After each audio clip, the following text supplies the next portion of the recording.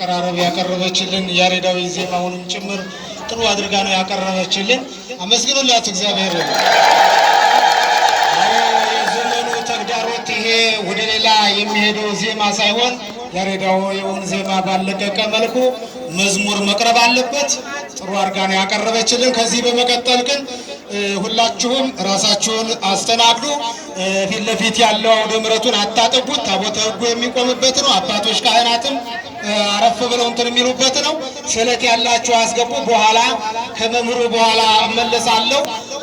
ከዚህ በመቀጠል ግን ትንሽ እዚህ ፊት ለፊት ያላችሁ ሰዎች ወረድ ወረድ ብላችሁ ወደ ኋላ ራሳችሁን እያስተናገዳችሁ በእውነቱ የሚያስተናገዱ ሰዎች አሉ። እነሱን ስሟቸው፣ አዳምጧቸው። ከዚያ በመቀጠል ታቦተ ሕጉ ሲመጣ ይህም ሰፋ ማለቱ አይቀርም። ግን ከዚህ በመቀጠል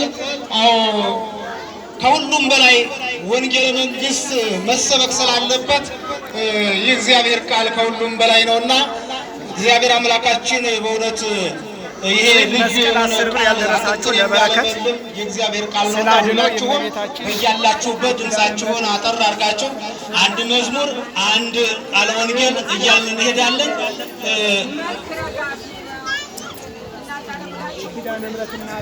ልጅ ተውቶብኝ ነው የምትለው እህቴ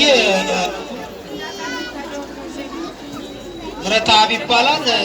እሱን ወደዚህ ወደ አውደ ምሕረቱ ና ትላለች። እናትህ ትጠብቃለች። ከዚህ በመቀጠል መምህር መጋቢ ሃይማኖት ያስተምሩናል። መጋቢ ሃይማኖት ሰሎሞን ፋንቱ በደብራችን በስብከተ ወንጌል የሚያገለግሉን አባት ናቸው። እሳቸው ያስተምሩንና ከዚያ በመቀጠል ደግሞ ወደ እንትኑ እንሄዳለን፣ ወደ ማስተባበሩ